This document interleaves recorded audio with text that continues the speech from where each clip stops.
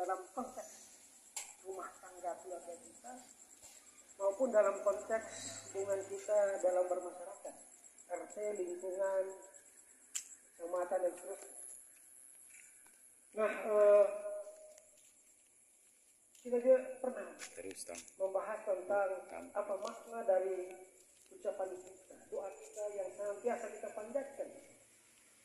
Allah katakan, wa minhum may yaqulu rabbana atina fid dunya hasanah wa fil akhirati hasanah wa qina adzabannar. Kita selalu berdoa dengan doa. Kemudian dalam pembahasan kita sebelumnya, terbayangkah oleh kita siapa-siapa yang kita ajak dalam doa itu? Kemudian hasanah yang kita harapkan melalui doa itu, yang hasanah itu adalah hidup yang tenang. Hidup yang tenang. Dalam konteks ketenangan hidup ini, ketenangan dalam hidup berumah tangga, ketenangan dalam diri kita. Sering kita bicara tentang ketenangan dalam diri itu dengan zikir. Kemudian ketenangan dalam bermasyarakat kita. Tapi semuanya bersumber dari ketenangan dalam diri kita, ketenangan dalam keluarga kita, ketenangan dalam lingkungan RT, RW dan seterusnya. Sehingga kalau ketenangan batin muncul dalam setiap muslim, maka seharusnya negeri yang baldatun thayyibatun yang dalamnya dihuni oleh kaum muslimin, maka ketenangan itu terbentuk dalam sebuah negara atau masyarakat. Bapak Ibu yang sama-sama dirahmati Allah, kalau minggu lalu kita bicara dalam pembahasan yang lalu kita bicara tentang ilmu sunnah rasul. Al-Quran kita bicara tentang sebagai sumber yang pertama yang membawa kita kepada kehidupan yang tenang itu. Kemudian sunnah hadis itu menjadi panduan kita selanjutnya untuk membawa kehidupan yang tenang itu. Nah, malam ini saya sampaikan tentang hidup tenang dalam keluarga dan masyarakat dengan zikir. Hidup tenang dalam keluarga dan masyarakat dengan zikir. Kita sering mendengar ada bi dzikrillahi tatma'innul qulub. Kemudian kita juga mendengar afdaluz zikri fa'lam annahu la ilaha illallah. Ayat luar biasa. Kemudian Allah menunjukkan kepada kita bagaimana agar ketenangan ini bisa kita raih. Nah, Bapak Ibu yang sama-sama dirahmati Allah, ayat-ayat mana di dalam Al-Quran ini yang mengingatkan kita tentang ketenangan ini? Apa yang harus kita lakukan untuk mencapai ketenangan itu? Dan ketenangan yang seperti apa yang Allah tunjukkan melalui Al-Quran, kemudian Rasul sampaikan lewat sunnah. Bapak Ibu yang sama-sama dirahmati Allah, mudah-mudahan kita juga sudah membaca sumber-sumber ini dengan baik. Nah, salah satu yang menjadi sumber untuk menambah wawasan kita adalah melalui mendengar. Jadi kita mendengar apa yang disampaikan ulama-ulama ini, tapi sesungguhnya ada juga yang lain yang harus kita lakukan. Maka di mushola kami kita berpikir tentang harus ada yang kita lakukan melalui membaca. Di mushola kita masuk masjid, kita tidak siapkan bahan untuk kita baca. Tidak semua orang bisa memilikinya bahan-bahan Al-Quran. Maka nggak terlalu lengkap proses belajar kita, menambah ilmu kita kalau kita hanya mendengar. Di pertemuan yang lalu kita sudah membahas tentang ayat yang Allah katakan, "A'udzu saytun. Allahu akhrajakum min butuni ummahatikum la ta'lamuna syai'an wa ja'ala lakum as-sam'a wal absara wal af'idah la'allakum tashkurun. Allah keluarkan kita dari perut ibu kita, dari rahim ibu kita, enggak tahu apa. Kemudian Allah mengkapi kita, wa ja'ala lakum as-sam'a wal absara wal af'idah. Pendengaran, penglihatan dan hati. La'allakum tashkurun, agar engkau semuanya masuk. Jadi dengan pendengaran kami memanfaatkan mendengarkan ini.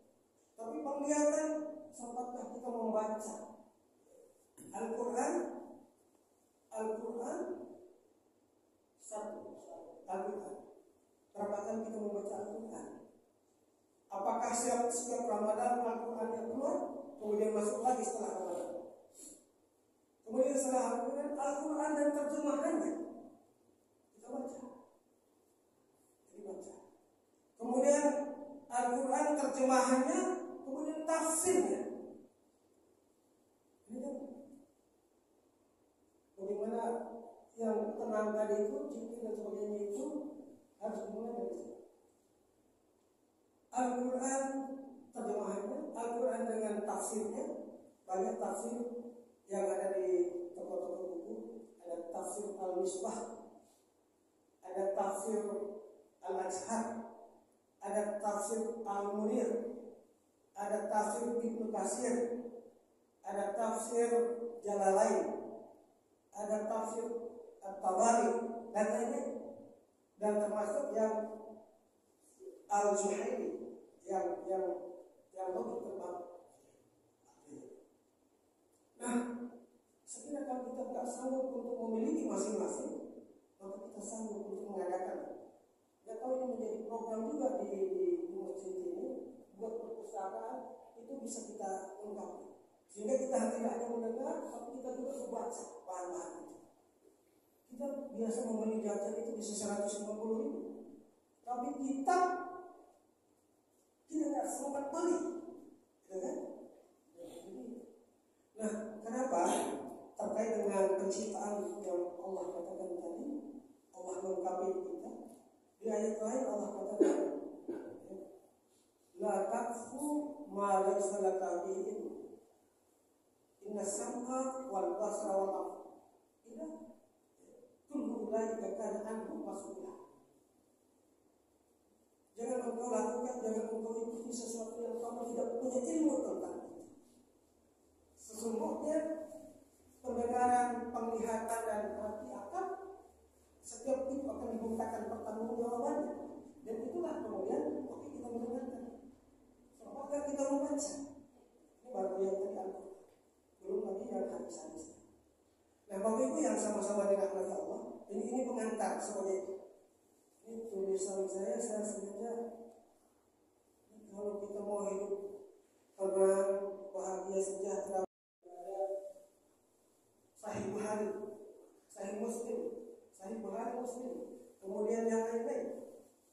Ada kitab-kitab yang bicara tentang dorongan motivasi untuk beramal, kemudian ancaman ketika kita melakukan melanggar hadis. Ada hadis, kumpulan hadis at-targhib wa tarhib dan sebagainya. Nah, ini harus ada koleksinya. Baik Bapak Ibu yang sama dirahmati Allah. Jadi ini pengantar sedikit memotivasi bahwa proses seperti malam hari ini itu kita memanfaatkan pendengaran kita untuk menambah ilmu. Kemudian masa datang kita menambah pengetahuan kita tentang ilmu ini dari proses membaca dan membaca. Ini tantangan. Mudah-mudahan suatu saat kita bisa sama-sama mengadakan buku itu, kitab-kitab itu ada di musola kita, kemudian itu bisa dipakai untuk setiap orang yang datang ke situ untuk membaca. Bapak Ibu yang sama-sama dirahmati Allah, kembali ke pokok materi yang akan kami sampaikan. Jadi ketenangan hidup dalam diri, dalam keluarga itu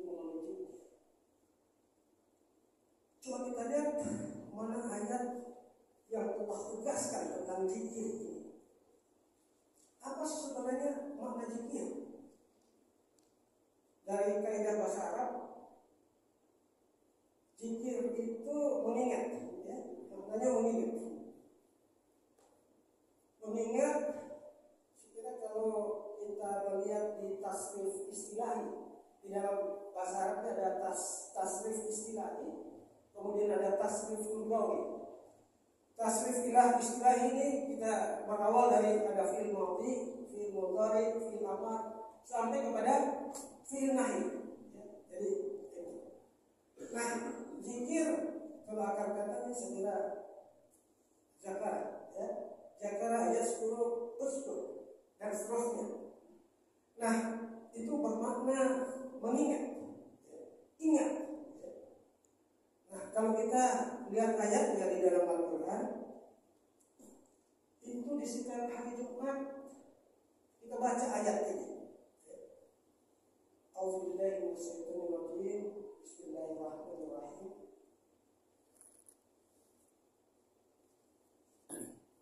Ya ayyuhalladzina amanu idza nudiya lis-shalah min yaumil jumu'ah fas'au ila dzikrillah wa dharul bay'.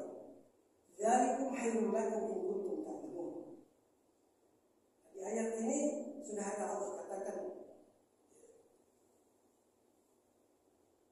Jadi bersegeralah tinggalkan aktivitasmu, ingatlah kepada wajibullah katsira. Ingatlah Allah. Kemudian setelah selesai sholat, ayat yang berikutnya juga bicara tentang zikir ini. Allah katakan, A'udzubillahi minasyaitonir rajim. Fa idza qudiyatis shalah fantasiru fil ard wabtaghu min fadlillah wazkurullaha katsiran la'allakum tuflihun. Jadi di surat Jumat dua ayat ini mengingatkan kita tentang zikir tadi itu. Fa idza qudiyatis shalah fantasiru fil ard wabtaghu min fadlillah wazkurullaha katsiran la'allakum tuflihun.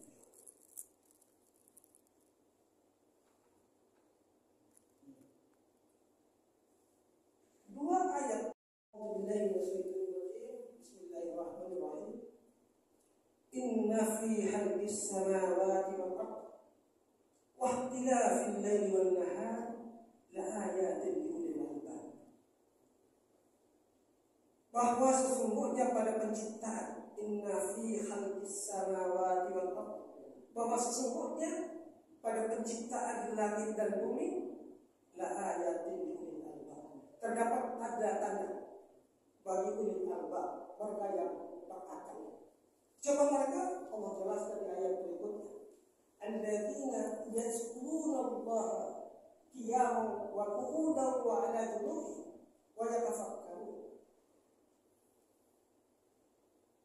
Mereka yang ulil albab mengingat Allah ini, alladzina yazkuruna Allah, yaitu orang-orang yang ingat kepada Allah pada saat dia berdiri. Alladzina yazkuruna Allah qiyaman wa qu'udan wa 'ala junubihim wa yatafakkarun. Allah tambahkan, mereka itu berpikir tentang penciptaan langit dan bumi. Baru mereka katakan, Rabbana ma khalaqta hadza batilan subhanaka faqina adzabannar. Apa itu yang sama-sama dirahmati Allah? Ini luar biasa, luar biasa. Zikir itu bermakna mengingat. Kemudian seharusnya mengingat ini membawa kita kepada ketenangan batin, ketenangan hati, ketenangan dalam hidup berumah tangga. Kenapa? Ketika kita ingat kepada Allah, maka kita ingat tentang apa perintahnya, kita ingat akan apa larangannya. Jadi mengingat Allah itu bukan sekedar ada zikrillah dengan zikir kepada Allah maka hati akan tenang. Afdal zikri fa'lam, sebaik-baiknya zikir adalah ketahuilah la ilaha illallah, tiada Tuhan selain Allah.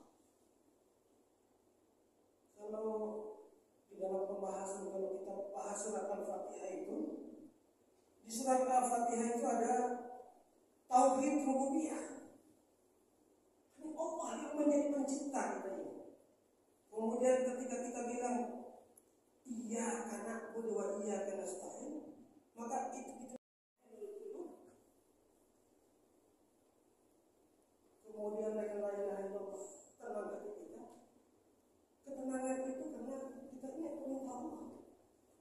Wah, ini Allah perintahkan jangan marah-marah. Allah perintah jangan. Karena kita ingat, maka tenang hidup di dalam hidup. Ketika kita ingat Allah, kita ingat perintah Allah, jangan marah. Salah satu ciri orang yang bertakwa itu yang menggunakan Al-Quran sebagai petunjuknya, itu salah satunya dia tahan amarahnya. Nggak boleh marah. Jadi pada saat kita ingat Allah, zikir tadi, maka kelakuan kita akan terkendali, ucapan kita akan terkendali, sikap kita akan terkendali dengan baik, kata-kata juga akan terkendali. Nah, jadi kalau kembali ke surat Al-Jumu'ah tadi itu, ijazah dari salat Yaumil Jumu'ah fas'au ila dzikrillah, maka persilakan kamu ingat kepada Allah. Sedang kita beraktivitas, berbisnis, ada panggilan Jumat, kita laksanakan salat Jumat.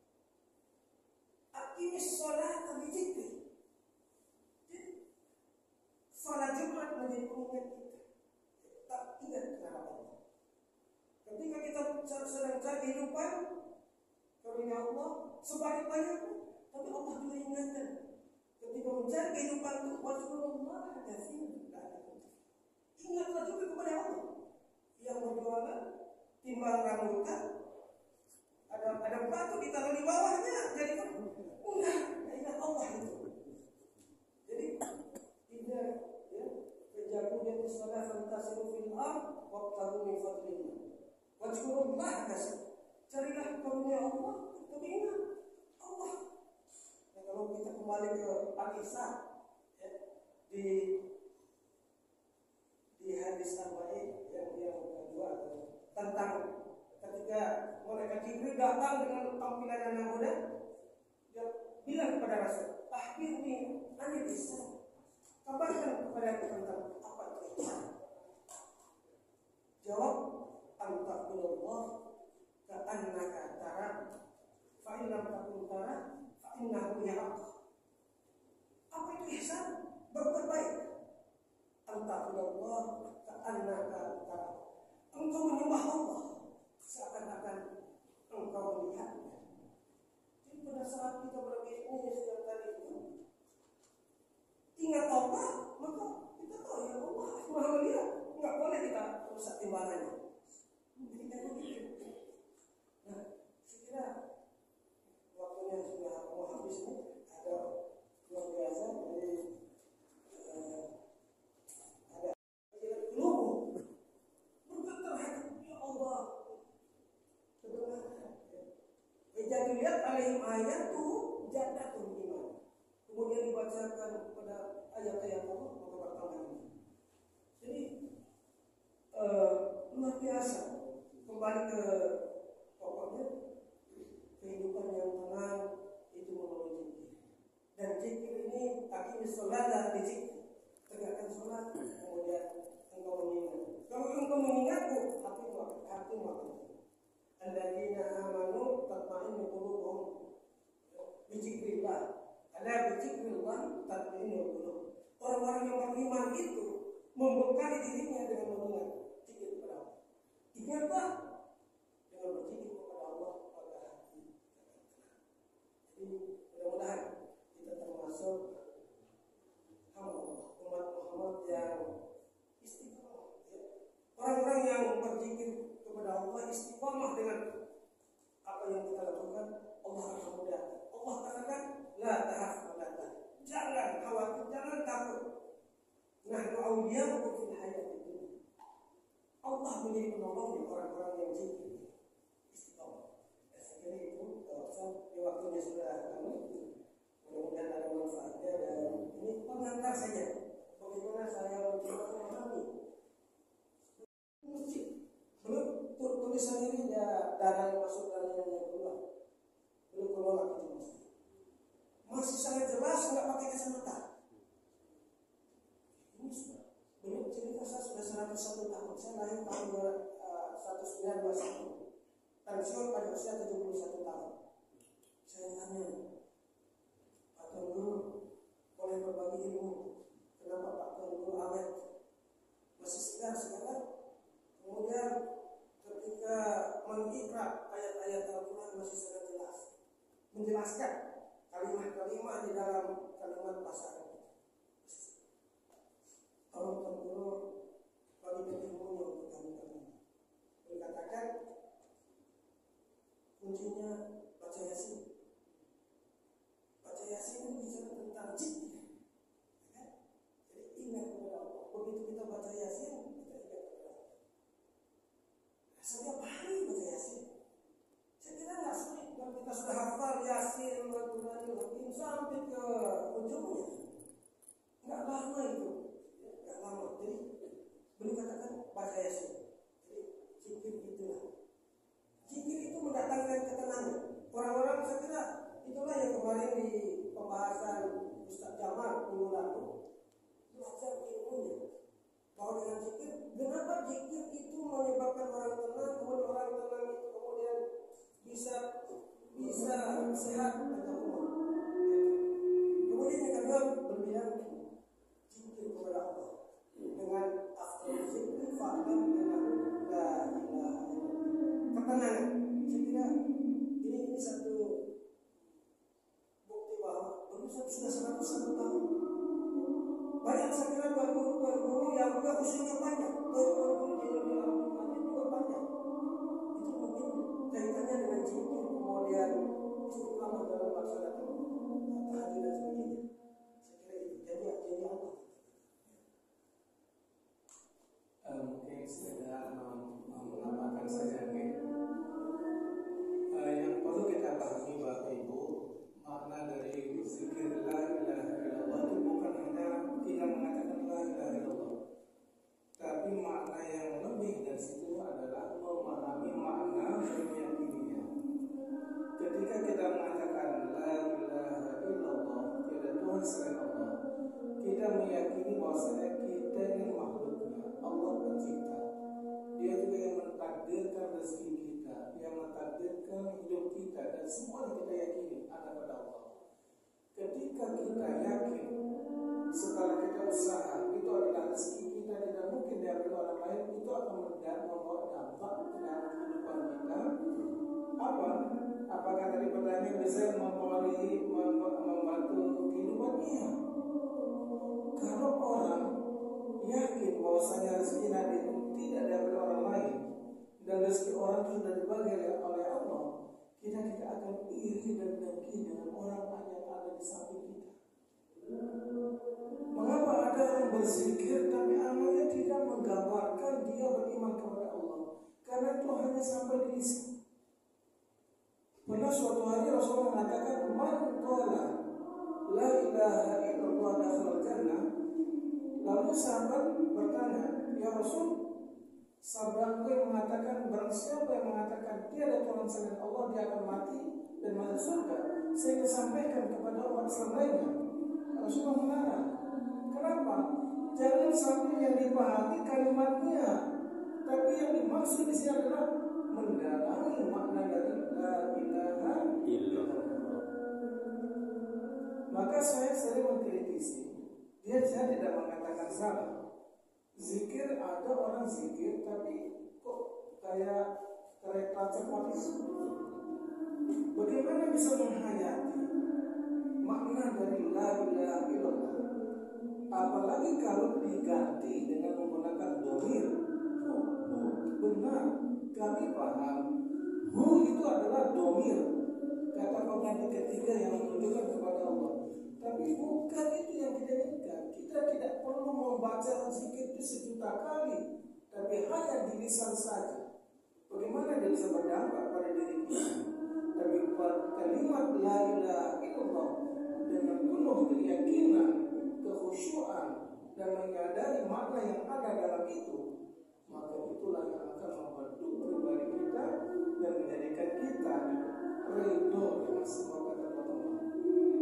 Jadi seperti itu Bapak Ibu, tidak perlu kita zikir banyak 1000, ada yang selain zikir 1000, tapi balapan sampai mana kalimat itu dalam hati kita tak ada mungkin. Jadi zikir yang dapat menjadikan hati tenang itu adalah zikir yang dipahami makna dari kalimat thayyibah tadi. Yakin Allah Tuhan kami, yakin Allah yang menciptakan kami, yakin rezeki kami tidak diambil orang lain, yakin ajal kami sudah ditentukan, tidak pernah kita akan iri dengan orang lain. Kalau tetangga kita tiba-tiba menjadi kaya banyak hartanya, Allah sudah takdirkan umur sekian dia punya harta sekian. Jangan ya. Kalau itu tertanam dalam hati kita, tenang hati kita, kita tidak akan merasa stres dan itu akan menambah usaha yang banyak. Sudah mati-mati bekerja tapi kok belum mendapatkan, masih